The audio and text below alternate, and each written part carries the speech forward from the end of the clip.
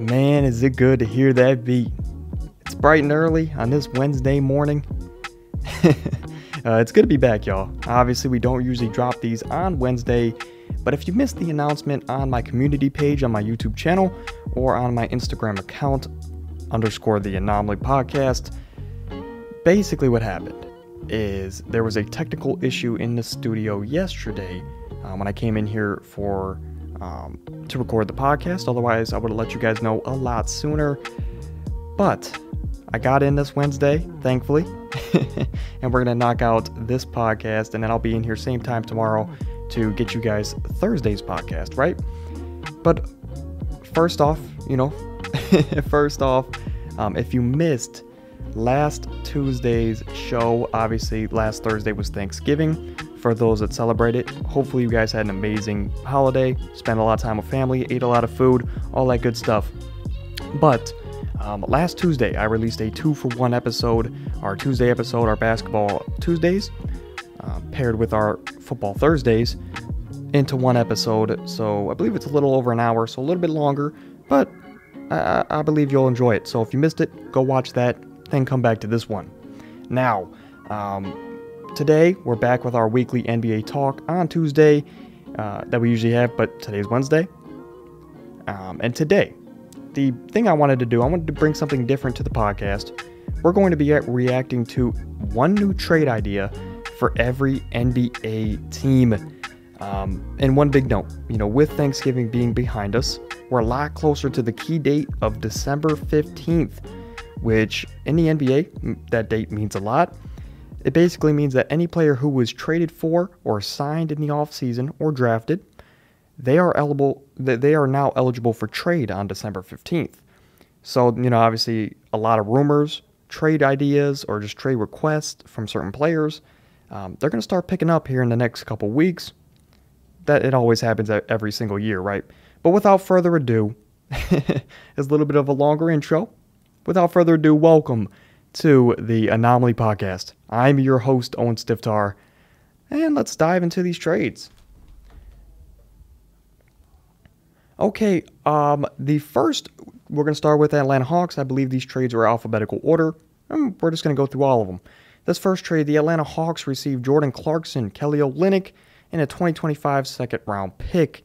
The Utah Jazz, on the other hand, receive John Collins. As you can see on the screen, I give each team a grade.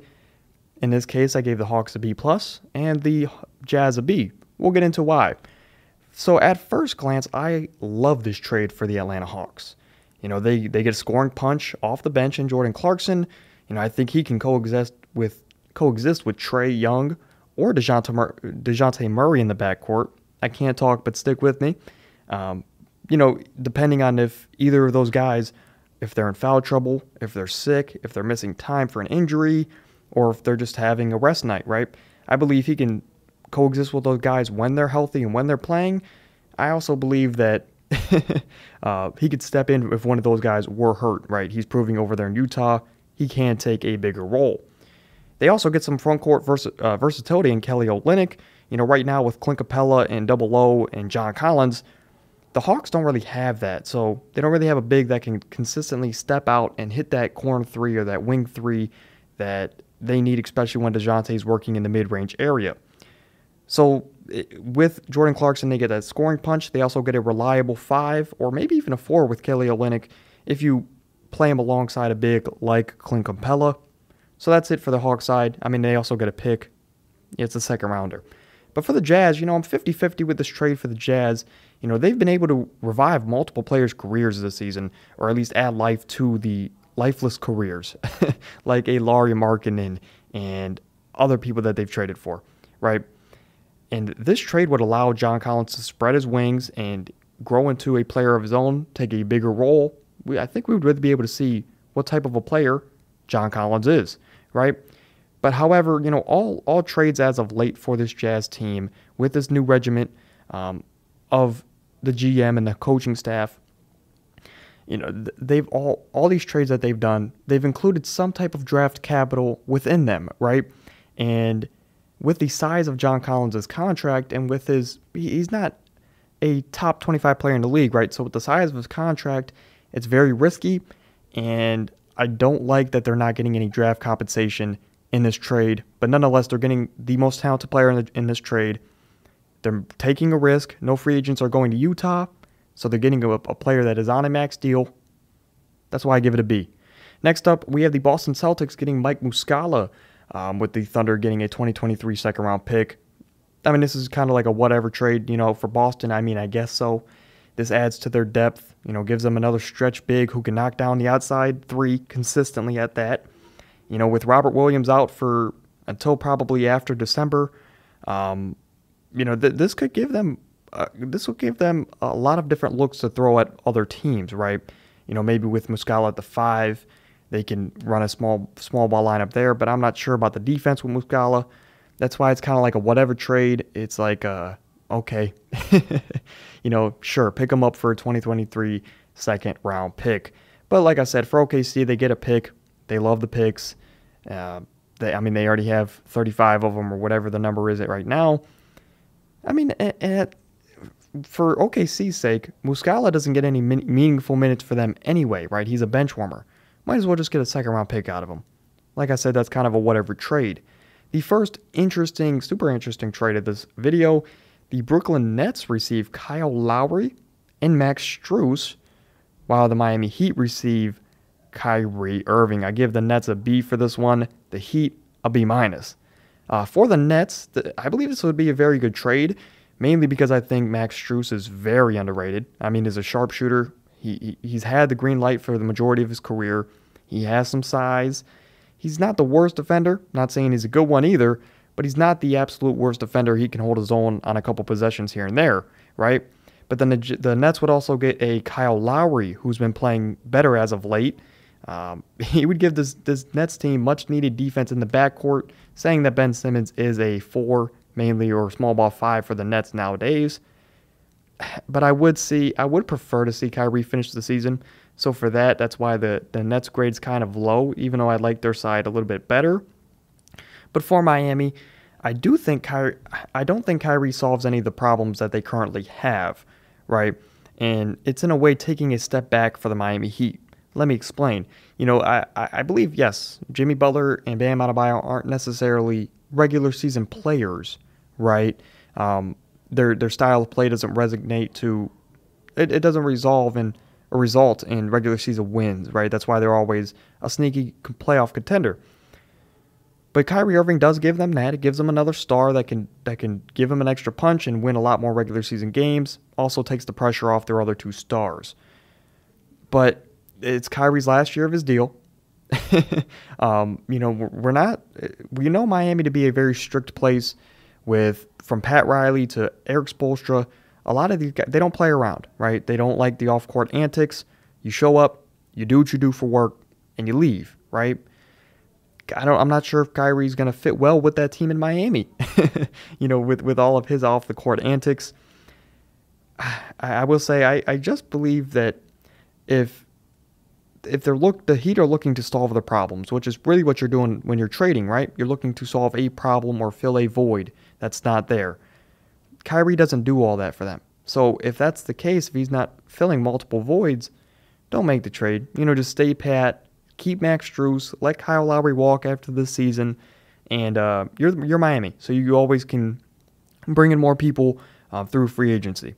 The next trade I have, the Charlotte Hornets, they get Russell Westbrook, and they get Russell Westbrook, Max Christie, and a second-round pick. The Lakers get Gordon Hayward and Mason Plumlee. Obviously, you see the grades. Very lopsided trade. For the Lakers, I think they walk away here with a big W. They have their head held high. First things first, they get off of Russell Westbrook, which that's been a disaster of a situation ever since he got there. And you can even say that, right now as they're playing, this is the best that their core has ever looked, right, meshing. But then for this Lakers team, they get much needed size and shooting and really just playmaking ability with Gordon Hayward in this trade. They also get Mason Plumlee, who, he switched his hand in the offseason, but he is a reliable big, he's especially a reliable depth piece, right? So he can play at their starting five with AD, or he can come off the bench and just be a above average big off the bench. So it gives them a lot of lineup flexibility, which is always good for the Lakers, right? I love this trade for the Lakers. As I just mentioned, they fill a lot of voids. I'm just not sure how realistic it is, saying how obviously lopsided it is, in my opinion. But for the Hornets, like I said, they get Russell Westbrook, which at the end of the day, he would be a great mentor for a LaMelo Ball and the other young talent that they do have over there in Charlotte. He is a Jordan Brand athlete, so that would probably be a reason why this trade would go through. If you don't know, Michael Jordan is a part-time owner of the Charlotte Hornets. He has his own shoe brand. Russell Westbrook is one of the athletes he has signed. So there is a connection there with Michael Jordan and Russell Westbrook.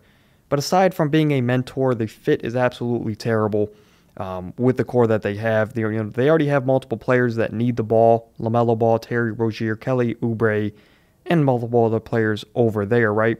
They have players that need the ball. Russ takes it out of their hand. It's just going to be bad for their younger player development, right?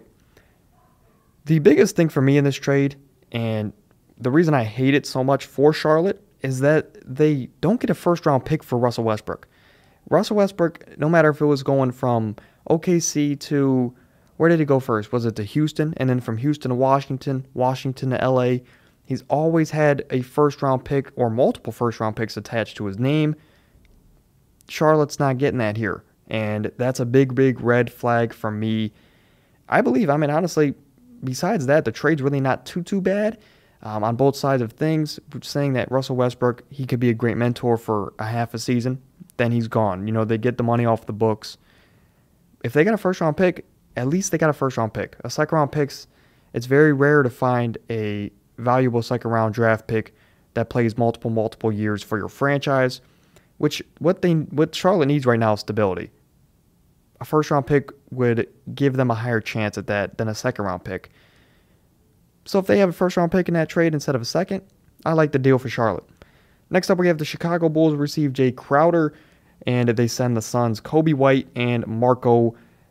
I'm not going to embarrass myself on the mic here, but I like Marco. I actually watched him in the Summer League. I like his game. We'll get into it. But I like this for the Bulls. One, Coby White, obviously they're moving in a direction more so for Ayo Dosunmu off the bench. Coby White, he's shown some flashes, but not too much where the Bulls wouldn't mind getting off of him, right? They're obviously going in a different direction. There's already multiple guards there in Chicago. And that's not even counting Alonzo, who's at home right now, rehabbing from an injury. But this trade gets the Bulls a much-needed defensive wing in Jay Crowder. He's a veteran. He can help Pat Williams. Great mentor there. For the Suns, I kind of hate this trade for the Suns. With Cam Johnson being a valuable 3D wing, he's obviously out for the entire year with a knee injury. I feel like if you were to trade Jay Crowder, obviously he's not playing for you. He's at home. But if you were to trade him, I would prefer them to go out there and get another reliable wing, right? Even if it's not a big name, go out there and get another wing instead of just another guard. I will say Coby White is better than Cam Payne, which is the Suns' current backup point guard. He does have a relationship with Chris Paul. I will say that's also a big factor in it. Cam Payne and Chris Paul both have some UNC ties, so that's how they know each other. I don't know. Like I said, I would prefer if they were to move off Jay Crowder, get another wing, especially with the Cam Johnson injury. Next up, we're not going to spend more than 15 seconds on this trade. The Cavs get Delly. They send Dylan Windler to Sacramento. I feel like this trade was just thrown in the article because they needed to get the Cavs name in there. Cavs get a familiar face in Delly, but terrible fit. We still have Ricky Rubio on the return as a Cavs fan. Why waste Dylan Windler? Even though he doesn't play for us, I'd rather keep a player that doesn't play for us than bring back Delly. For the Kings, this is a fleece for them. They're getting a younger talent who hasn't really been able to spread his wings quite yet. He's a sharpshooter. That's what Sacramento needs. This would be a runaway steal of a trade for Sacramento. Next up, we're going to have the Dallas Mavericks getting Jakob Poeltl. And they send Josh Green, JaVale McGee, and a 2025 second round pick to the Spurs.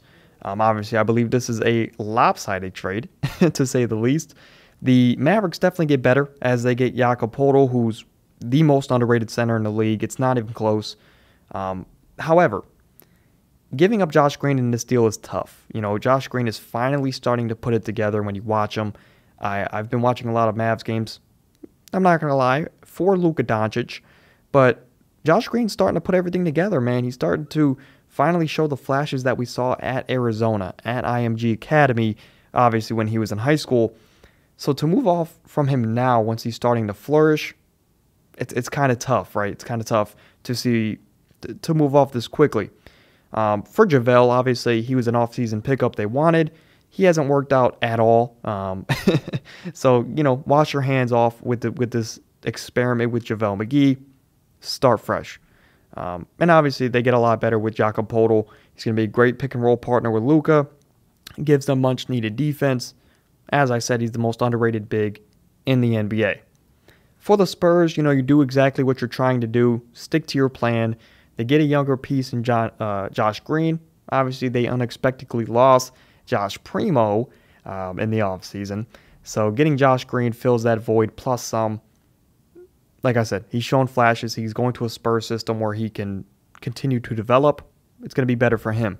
They also get more draft capital with the 2025 second, which, again, it's a second, but it's still another pick nonetheless, right? Not that Jakob is a bad player for the Spurs, but you get off of his contract, which is always a good thing for the Spurs, right? Not that it's a big market NBA-wise, but you get off of the contract, you're always going to get more money. You're not going to be in such of a salary cap HE double hockey sticks, right? So that's always a good thing for them. They're also getting off of a talented player in Jakob Poeltl. That means that they're going to tank even more. Obviously trying to go after Victor Wembanyama or Scoot Henderson. The only thing for me with the Spurs, which we'll see here now, that back-to-back Jakob Poeltl trades, you need to get a first-round pick for Jakob. In my opinion, I believe him and another center we'll mention later, these guys are worth first-round picks, not seconds or multiple seconds. You got to get a first for these guys with especially how well they are playing. That's my biggest thing with these two Spurs trades, as you see now, with the Denver Nuggets getting Jakob Poeltl for Christian Braun, which I'm not too familiar with. They also get Zeke Naji and Jeff Green. The Nuggets obviously run away with this one. Getting a backup center in Jakob Poeltl would be outrageously good with how good Nikola Jokic already is. It would make their front court elite, to say the least. But, to have a starting center in Jakob Poeltl, he's been starting for some time now, come off the bench, like I said, it's going to be dangerous for them on both sides of the ball. Heck, with how versatile Jokic is, you could probably run both together in certain time spans, right? They would be a little slow on their feet, I will say that, but you could run Jokic at a 4, have Jakob Poeltl at the 5. That could be dangerous. But the same thing here for the Spurs, like the last trade. They get younger talent, but I need a first-round pick for Jakob Poeltl, and that's really my biggest complaint here. Sure, you're getting Zeke Naji out of the deal, but that's really it. That's really it. You need to get a first for Jakob Poeltl. Next up, you have the Detroit Pistons, who get Luke Kennard, the team that originally drafted him. The Clippers in this trade are going to get Nerlens Noel and Corey Joseph. I like this trade for the Clippers because they get much needed rim protection in Nerlens Noel, who had, at the end of the day, they get a good vet, and if everything goes wrong, he's a 1-year rental at worst, so you can always let him go in the offseason. There is also power in having a strong-minded veteran point guard, which they would get in this deal with Corey Joseph. So Nerlens Noel fills a void, and so does Corey Joseph in a way, right? Maybe Corey Joseph on a lesser note, but nonetheless, they both fill a void for this Clippers team. Now I'd prefer them to probably move off of a Norman Powell instead of a Luke Kennard. But nonetheless, if that's what you have to give up to get a rim protecting big in Nerlens Noel, you got to do what you got to do, right? For the Pistons, I also like this trade. I believe they get a sniper in Luke Kennard, which is, like I said, it's the team that drafted him. And with Cade Cunningham, with Jaden Ivey over there, they're going to need those type of guys that can space the floor, and that's going to mesh perfectly with their attacking guards. Obviously, Cade is out right now. Get better soon. He has a shin splint, I believe, so he'll be out for some time. But hurry back to the court, Cade. It's always fun to watch him play basketball, right? Obviously, he was the number 1 pick. Next trade, we're going to have Wendell Carter going to the Warriors for James Wiseman and Jonathan Kuminga.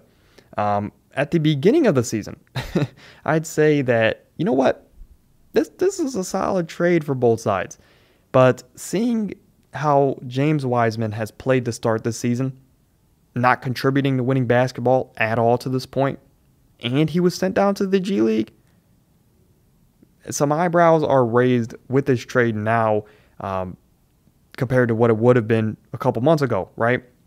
And to be honest, in my opinion, I probably just stay away from this trade at all if I'm Orlando, right? If I'm in Orlando's shoes with Wendell, Paolo Banchero, Franz Wagner, their front court is already special. They're already young. They're already growing. They're showing flashes. It has so much hope and potential. Then, on top of that, you're going to be bad this year. You're going to go out there and get another top pick, probably pair yet another wing or a bigger guard with this young core already. Don't go and ruin it this early, right? Don't go and ruin it this early in the process. And plus, with Kuminga here for the Magic, sure, you would bring in Kuminga, I will say more than Wiseman. There's been flashes, right? And with both of these guys coming in, with Wiseman and Kuminga, they would play a bigger role and maybe unlock a different part of their game that we haven't seen so far in their career. But I'm just not too sure. I don't think you split up the young core that you already have. There's power in continuity, and I believe the Magic should just stay away from this trade as a whole. Now on the Warrior side, if they're able to pull this off and get Wendell Carter, they're probably back to a top 2 favorite in the NBA to win the finals for me personally. I believe Wendell on the Warriors is just unfair. He's very underrated. Obviously, he's a very defensive-minded big. He can slide his feet, guard multiple positions, and he's not the most reliable shooter. But in the Warriors scheme, they never really had a shooting 5, right? So he would fit in perfectly. He would be a upgraded version of an Andrew Bogut. He's going to do exactly what the Warriors need. It's unfair to me. But next trade, we're going to have the Houston Rockets. They get Josh Green and Davis Bertans, and they're going to send the Dallas Mavericks Eric Gordon. Another lopsided trade for me. Look, I think Eric Gordon, he's a cool player. I grew up mainly watching him on the Hornets. That was when I really started to get into the game of basketball, so early 2010s-ish. But he was fun on those early 2010s teams for the Hornets. Obviously he was the only guy there for a short amount of time, so he was able to show his bag. Even in the early days of Anthony Davis there, those were some fun teams to watch. But I for the Mavericks, I can't give up Eric Gordon, or I can't give up Josh Green for Eric Gordon. For Jakob Poeltl, sure, not Eric Gordon. Not an aging vet who is a very, very streaky player. Can't do it. For Houston, these are the trades that you should be trying to do. You should be trying to fleece these other teams that are trying to contend. They're getting younger talent in Josh Green. They're shipping out a veteran who doesn't want to be there anyway in Eric Gordon. This trade is going to allow them to continue to be bad, continue to build their well-oiled machine, which let me know in the comments of the live or the afterthought. If you get that reference, you guys are some real ones. But continue to build that well-oiled machine. Get the draft picks needed. And, hey, if it's on the table for Houston, I think you take the deal before you hang up the phone. I don't care if it's the janitor that happens to pick up the phone during the trade call. He says yes. It's an absolute fleece for Houston. Stay away from it, Dallas. For Indy, their trade is they're going to get John Collins while sending Buddy Hield and Jalen Smith to the Hawks. I think it's a fair-ish trade, right? I know that's kind of a cop-out answer, but stick with me. For Indiana, I think John Collins, he comes in and he fits perfectly alongside Tyrese Halliburton and basically everything that the Pacers are doing right now with their team, right? Obviously, a Tyrese Halliburton, John Collins, it would be a very fun pick and roll, pick and pop duo that we would love to see. It would be very fun. They already have a center in Miles Turner who spaces the floor at a high level. He can defend the rim at a high level. He's one of the most underrated bigs in the league. Excuse me. So the ability of Miles Turner allows John Collins to come in and flourish, right? It's going to let him work on the inside like he likes to do, and it's going to let him grow into his own, right? Because Indy's not going to be a playoff contender for the next couple years. So let John Collins develop. Let him show a side of his game that we haven't probably seen yet so far in his career. And again, this is a point I made earlier with the first trade of the video, I think. Indiana, they're not a big market, right? Especially in the NBA terms of things. No free agents are want to go there for a max contract, right? Or at least the players that are worth a max contract, they're not going to want to go to Indy. So getting a max contract player that's young, he has untapped potential, or at least we think he does, in John Collins. I think it's a good trade. It's a very good trade for Indiana. For Atlanta, though, they're getting a certified space. Let me reset because I'm trying to say like 3 different things right now. But for Atlanta, they are getting a certified floor spacing guard. There we go. In Buddy Hield. I believe he can play with or without Trae Young on the court or even DeJounte Murray in the backcourt. So, hey, you could even, with a Buddy Hield on this Atlanta Hawks team, I'm trying to imagine it. I believe you could probably even get away with running all 3 guards at the same time. Obviously, you would need all guys to be out of foul trouble or all playing at the same time. But maybe they can run a lineup out of Trae Young, DeJounte Murray, Buddy Hield, DeAndre Hunter, and Clint Capella? Maybe. I mean, who are Buddy Hield and Trae Young defending? Well, that's probably going to be a problem when they run into, right? But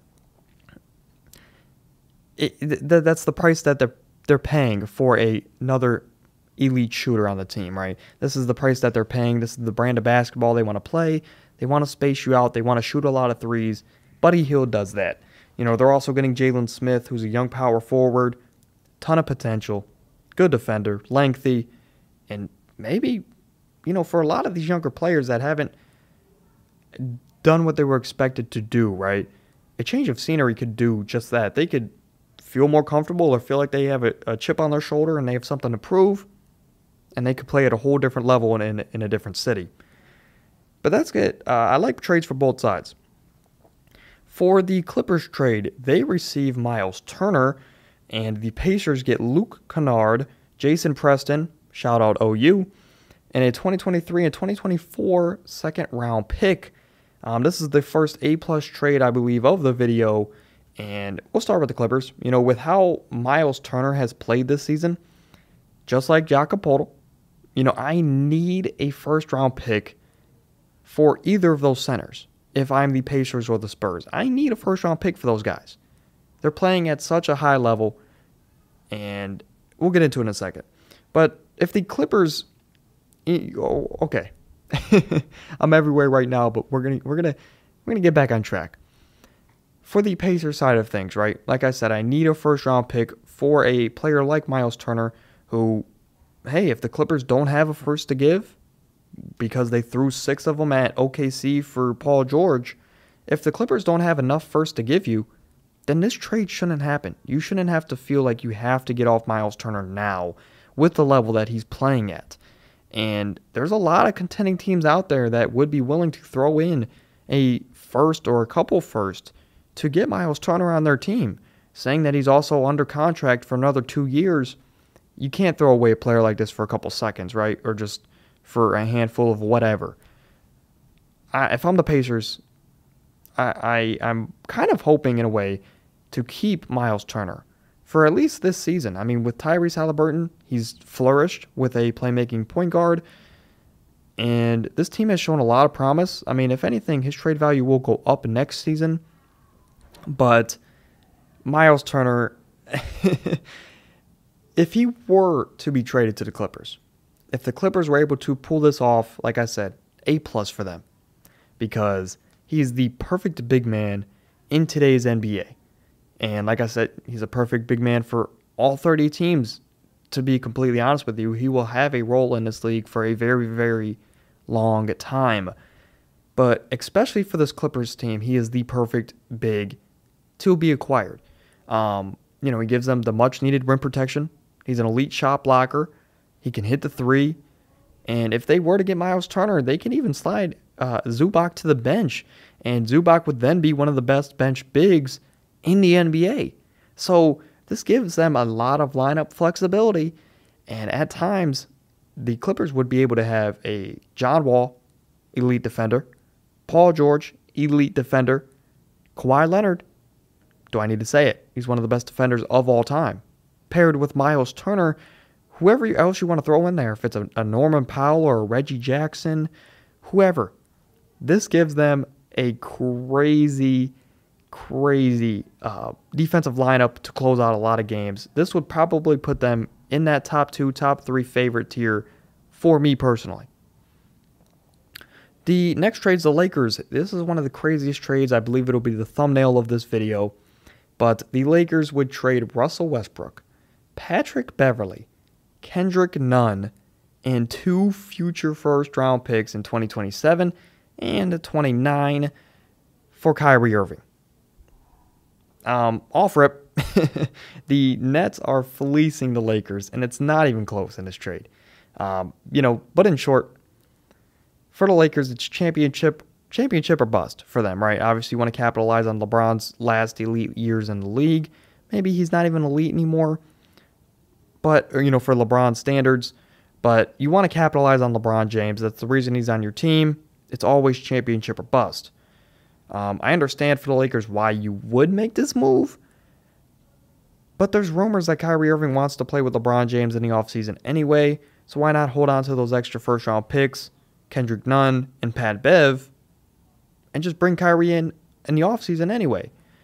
But that's obviously in a perfect world. For the Nets side of things, you would get much-needed depth and draft capital. This is a perfect trade for the Nets. There's a lot of uncertainty with KD and his future with the Nets.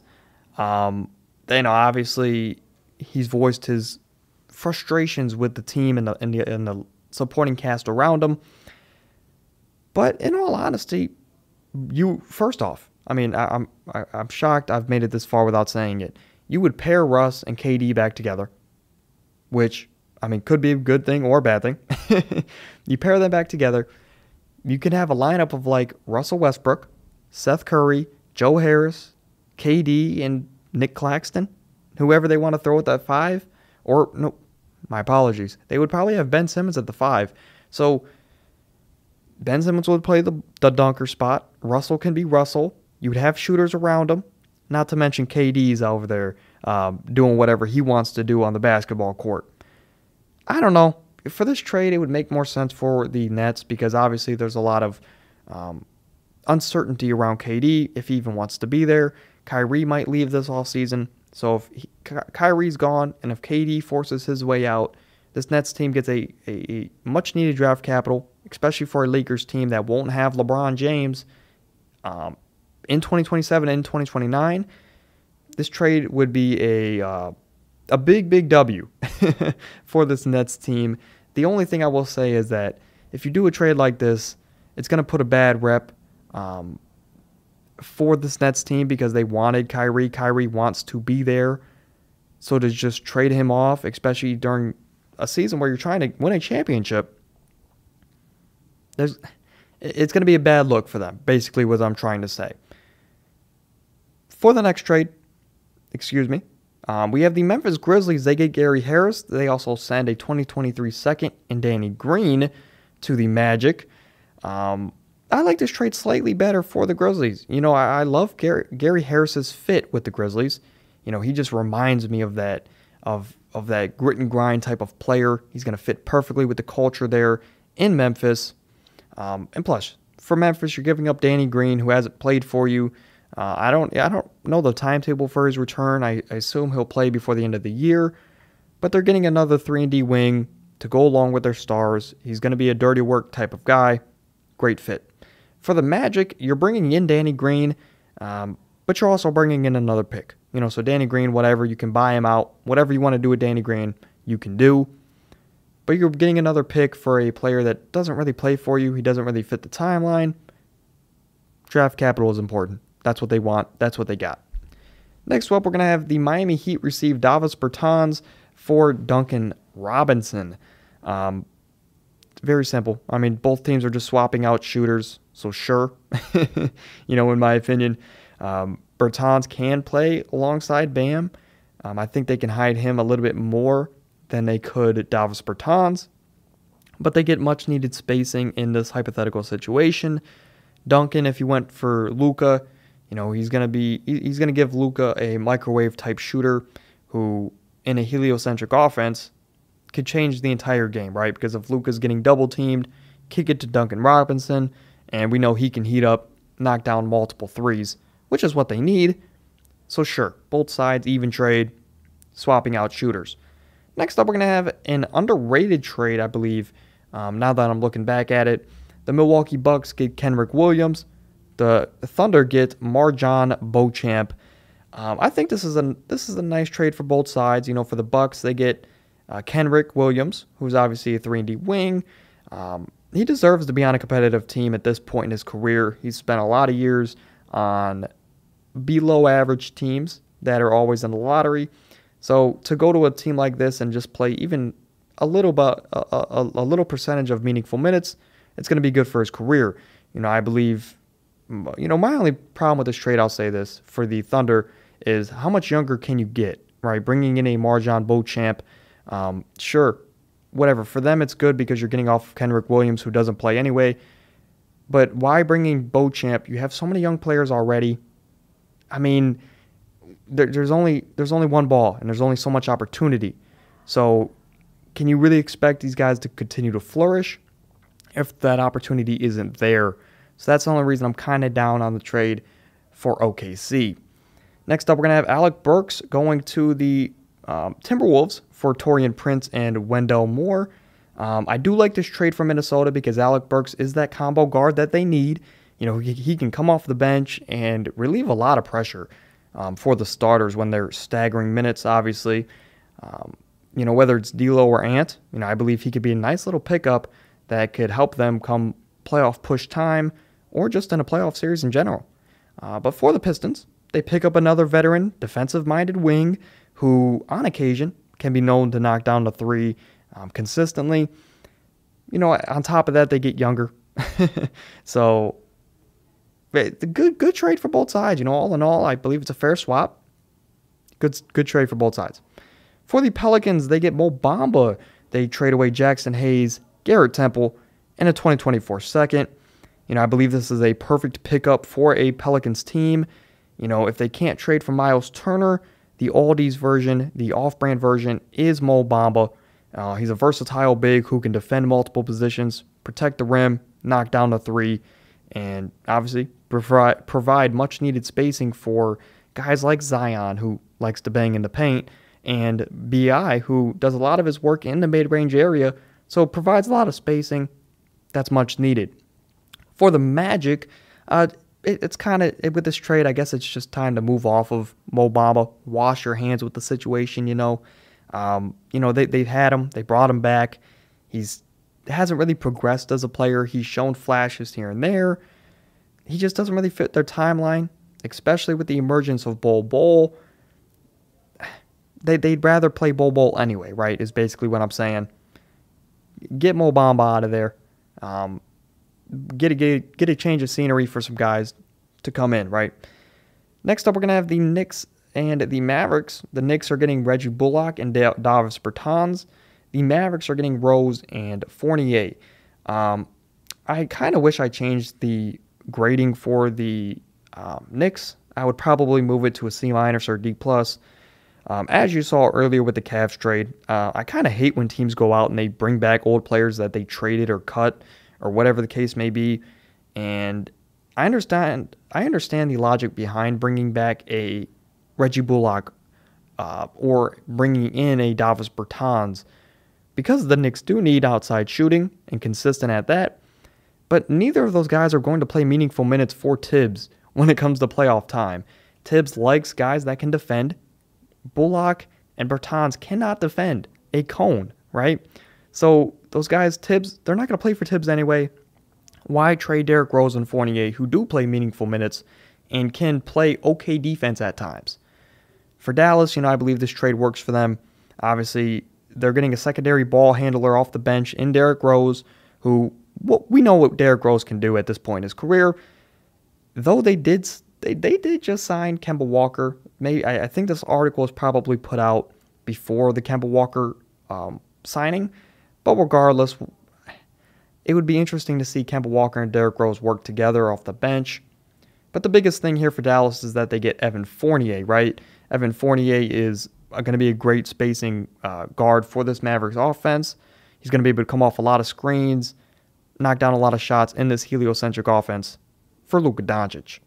OKC, they would get James Wiseman, sending Kenrich Williams and a second-round pick to Golden State. This is a fleece. If I'm the Warriors, I'd at least want a first-round pick. Though Wiseman is in the G League and he hasn't shown much promise, he was still the number 2 overall pick at one point in time. And we're only 3 years at this point removed from that trade, or from that draft pick.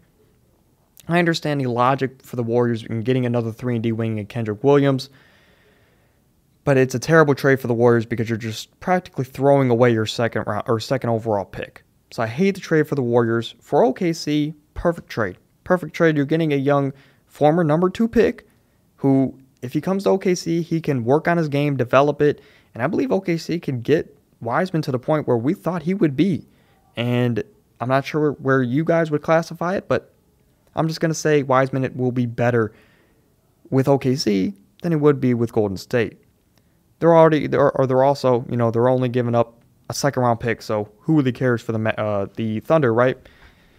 Next up, we're going to have the Orlando Magic getting Russell Westbrook in a 2027 first for Gary Harris, Terrence Ross, and John Isaac. Pretty even trade here on both sides. All 3 players the Lakers would play meaningful minutes, and like I said earlier, for the Lakers, it's championship or bust for them. They would get Gary Harris, who will start with him. He'll probably slide right into that starting 2-guard spot alongside Pat Bev. Obviously, he can knock down the 3, play some defense, what they need. For Terrence Ross, he would come off the bench, be a great bench player for them. It's what he's done his whole career. And Jonathan Isaac, obviously, we haven't seen him play basketball in 30 years. But if he were to come back, he'd be a great piece for them either this year or in the future. For Orlando, they bring in Russ, who would possibly start at the 1 for them. He would take the ball out of young guys' hands. But I feel like they've been missing that 1 guard for a long time. Maybe the answer is Russell Westbrook. He'd be a great mentor, but he'd be able to get the ball to Paolo and Franz and Wendell. I don't know. I think this trade is I think I would rate this a little bit better for Orlando because they do get a first-round pick and they get Russell Westbrook, who, if it doesn't work out, he's gone after half the season, right? Next trade, we're going to have the Philadelphia 76ers getting John Collins and Bogdan Bogdanovic for Tobias Harris, Matisse Thybulle, and Shake Milton. This trade is almost perfect for the 76ers. John Collins would fit perfectly alongside Joel Embiid. Bogdan, he would provide the Sixers with a much-needed scoring punch off the bench. And they'd also get off of Tobias Harris and his contract, which that was obviously a mess. They were backed into a corner. They had to pay Tobias more money than he probably deserved, right? The only thing I'll say for Philadelphia is that they're going to back themselves back into a corner where they're not going to be cap flexible for a long time yet again with Joel Embiid, and obviously Harden's making a big lump sum of money. They're with picking up John Collins. Yes, it's a perfect fit, but they're not going to be very cap flexible in case it doesn't work. For the Hawks, it doesn't make too much sense in this trade for me. They're getting a Matisse Thybulle, who is a younger piece, but he's not really going to be able to play come playoff time with his inability to shoot the outside ball. I mean, sure, they get Tobias Harris, who could play meaningful minutes for them, but he's not a great defender. Shake Milton, same thing. Not a great defender, very inconsistent. I don't know. The biggest plus here and why I have the grade I have for Atlanta is it would provide them with a lot of cap flexibility come playoff time, right?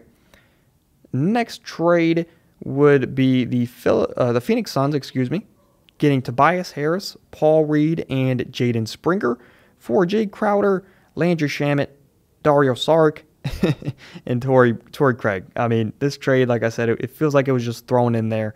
The 76ers, they get a lot of depth, especially off the bench, which is much needed.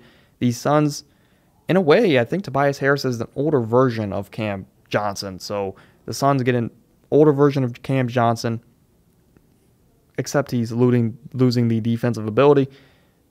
Pretty cut and dry trade here for both teams. Next up, we're going to have the Trailblazers getting Isaiah Stewart and Rodney McGruder for Keon Johnson, Justice Winslow, and we're going to stop there because this is a terrible trade for Portland. They cannot, I mean, Chauncey has grown Keon Johnson to a different player this season. Same thing, he's revived Justice Winslow's career, so to just throw it away like this, I hate the trade for both sides.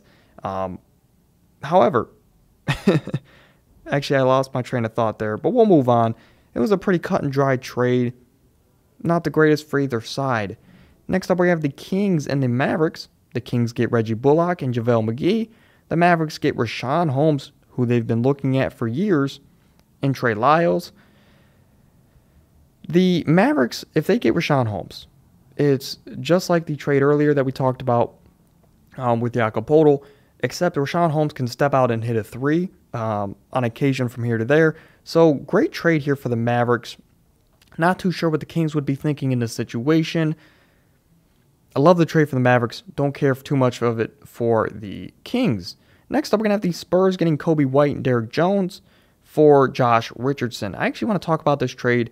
The Spurs, they get Kobe White, which obviously they lost Josh Primo prematurely. We didn't know all that stuff would happen. He stepped away from the game. He'll never get another position in the NBA. But for the Spurs, they do get Kobe White, who could fill that void. But Kobe White and Derrick Jones, to me, don't feel like Spurs players, right? They're more flashy. They're more, I'm gonna get in my bag and I'm gonna make a play happen, right? Which that's not Spurs basketball. It's a lot more team oriented. Kobe White and Derrick Jones don't really give that to the San Antonio Spurs. The San Antonio Spurs are giving up Josh Richardson, who is playing like a late first round pick this year. I will admit he's playing a great brand of basketball, which is why he would be perfect for the Chicago Bulls in this trade. The Chicago Bulls, I mean, they're getting off of Kobe White. I mentioned it earlier that they will move him at this trade deadline, right? Because he's barely in the rotation. They prefer the other guards on that team over Kobe White. So good trade for the Bulls. I really probably wish I had them at a B+, maybe even an A-. I mean, this is a great trade for them.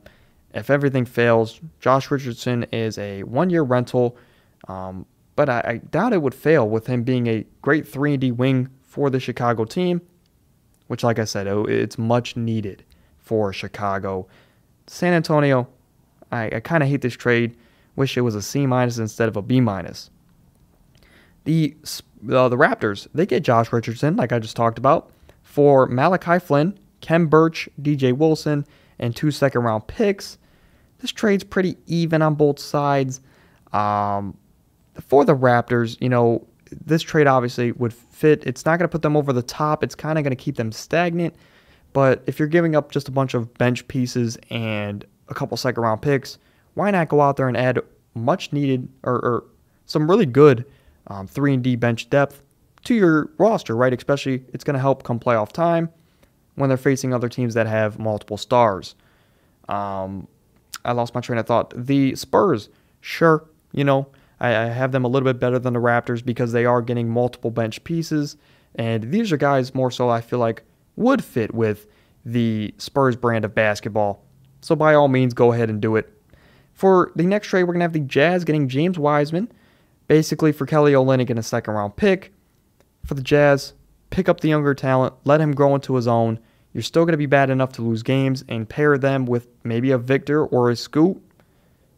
This is an absolute fleece of the century for the Utah Jazz. The Warriors, like I said, I at least want a first-round pick for James Wiseman. I don't know what they would be thinking here in this situation. The last and final trade we're going to look at is the Washington Wizards getting Terry Rozier, sending out Rui Hachimura, who's been promising this season, and Will Barton, who they picked up in the offseason. So obviously this would have to be after December 15th. For the Wizards, they do get up a secondary, a bench ball handler and a bench scorer, which I think, honestly, I underrated when I was first going through my grades. If the Wizards are making this playoff push that they're going for, it's going to be a great piece for them if they were to compete for a playoff spot. For the Hornets, they do get Rui Hachimura, which I really like this trade for them. I don't care too much about Will Barton. He'll be gone after next season anyway. But Rui, he's another guy who a change of scenery could be everything for him. And getting him out of Washington, putting him in a position where he would have more touches, could be everything for a Rui Hachimura. Excuse me, I lost my train of thought there. But that is going to do it for today's show. I brought something different to the show today, so hopefully you enjoyed it. But here we go. Big announcement.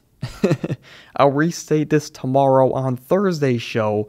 But next Tuesday, December 6th, I believe, I have an exam that morning, but that's neither here nor there. I'm having my next fan-led show. But it's going to be a little different this time. Last time it was more so like a hot take, couple questions type of deal. This time I want to do strictly like a Q&A style of show. And these questions don't necessarily have to be sports related. Obviously, a lot of you guys know me on a personal note, but I can see a lot of channels that I don't recognize the name. And a lot of you guys you don't know me the same as another subscriber would. So you can ask me anything. For example, I have a question lined up that's, why did you start this podcast? What was the motivation behind starting this podcast? I'm going to answer that on next Tuesday's show. So stay tuned for that. It could be questions like that, man. You can drop these questions in the comments of this video, tomorrow's video, the YouTube comment section in the community tab, the Instagram. If you have my personal number or any of my personal contacts, you can do it there. I really don't care. Just send me any question. You can ask me.